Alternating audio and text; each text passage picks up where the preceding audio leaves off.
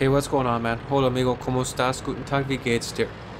In this video, I want to tell you, or at least give you some help, on how to play as the Germans in the historical battle, Battle of the Bulge. Now, this is just particular to this specific map and this specific historical battle. When you play against the Russians on this map, I can't remember what the name of that one is, but when you play against the Russians on this map, or if you play on Kursk, totally different rules and so on and so forth. So don't try to necessarily apply everything I'm gonna be talking about here in those maps. Although when you play against the Russians on this one, a lot of the stuff does apply there too. So I should make that caveat there.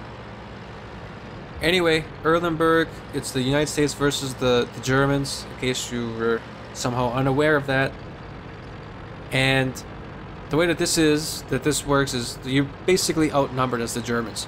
Now, what matchmaking does is it doesn't necessarily always going to have 2 Tiger 2s, 1 Panther, 1 Jagdpanther, and 1 Stug in each battle. When it's computing to see how many people are ready to play in the historical battle, it changes things. For example, I've been in one game where we only had 1 Tiger 2, but we had a bunch of Stugs, and the US team had different numbers to basically make the game fair. They didn't have as many M4s as they have here, but they had a ton of M4, A3, E2s, and E8s, but they did have a bunch of M4s, the tier 5 M4. So in other words, long and short of it is, matchmaking tries to coordinate to make the game fair. You know, big surprise. Now what's happening here, and really quickly, what I want to talk about, is when you play this map, you want to stick together. And what we're doing is we're sitting here right on this ridge line between B1, 2, 3, and A3.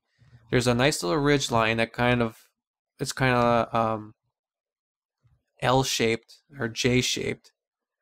And it goes from one side to the other. You can see from the Stug, the Tiger 2 that's there, the Jagdpanther, myself, and this Panther. This is a good spot to sit because it allows you to watch the cap and allows you to also watch basically anybody coming up north from G2, G1 area coming up north that way. So that's the first tip. You want to stick together as the Germans. And here's the second tip. You want to play defense. Here's the third tip. In this area. So there's 3 for the price of 2 seconds, right? Stick together. You know, you have the lower numbers, you have to stick together. If you spread out, and I've tried playing games where we spread out. If you do that, it's bad news bears.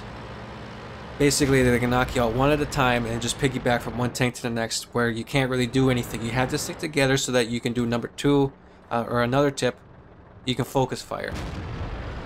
And because you have such disadvantaged numbers, call out enemy tanks. Now, I don't really do it here, but for example, say this Hellcat. You know when you're shooting at a tank, it's got that red outline, correct? Press the Z key on your keyboard and it'll pop up like a little, I don't know what to call it, like a little heads-up display kind of thing. And it's going to have, I believe it's 3 or 4 different commands you can do on each side, on the left and on the right. Put your cursor over the top of that Hellcat so the red outlines up, press the Z key, and one of the commands that come up is requesting fire on. Do that so your teammates know who you're calling out as a target. You want to request fire and you want to focus fire because the quicker you knock out enemy tanks, the better off you are. So here what I'm trying to do is I'm trying to move back up to A3 to help out that Panther with these guys on the bridge. So we're sticking together, we're trying to focus fire, we're on the defensive. Because you have less number of tanks, you have to play the defensive. You cannot go on the offensive on this. Not right away. You have to let them attack you a little bit first, get better numbers, and that was just an accident shooting there. You have to let them attack first, get better odds for yourself, and then you can start worrying about attacking. Because if we were to all of a sudden, right off the bat, come right down south here and push south and say we didn't even have to shoot 1 shot, right? If we all push south right here on this side or on the western side of this river and the Americans move north on the eastern side, we could start capping, but they would have much more people on our cap, send a couple tanks back and reset their cap, we would lose every single time. You cannot be on the aggressive here. Now, historically speaking, the Germans were on the offensive. It's just the way it is. You just can't do it.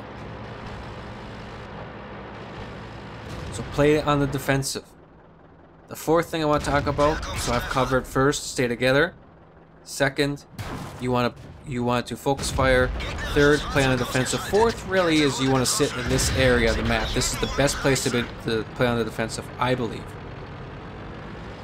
But the next thing I want to talk about is you want to protect your best tanks. You can see here, I'm a tier 8 tank. The highest they have is a tier 6. Obviously, I'm the most important tank on this battlefield because I'm the highest tier. I need to be protected because my guns can be able to penetrate all of their tanks and do a ton of damage. Whereas, on the other hand, the Stug, a tier 5 tank, is not as important as this Tiger II is. So what I mean by protecting your bigger tanks is if you have to sacrifice a tier 5 Stug for, you know, maybe you send a Stug up instead of sending a Jagdpanther up or something like that, you gotta do it. And if you're playing in the Stug, you gotta realize that you're expendable to a certain extent. You really don't want to be you don't want to die, but if you have to, it's gonna be you before it's gonna be a tier 7 Jagdpanther or whatever, you know. And the final thing I want to talk about is use feelers. You know, use scouts. You can still scout as the Germans, and it's a good idea to scout as the Germans in this. Basically, you just want to find out where most of their troops are. Are they coming mostly from, and I'm just pausing here because the game's almost over. Are they most of them attacking from on the west side, or are they attacking on the east side? Are they split up 50-50? And don't send a Panther to do this. Send, like the Stug. Send a Stug, maybe you put him up, since he is a TD, he's a really low profile TD, and he has a camo net. Put him up someplace, maybe just act as a passive scout, see where they're at, and then try to get out of dodge.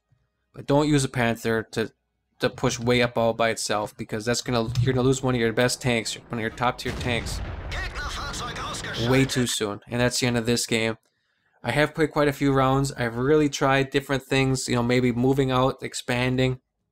I played one game where another guy and I were off onto the eastern, what would you call it here? The eastern edge of the river, or the eastern territory.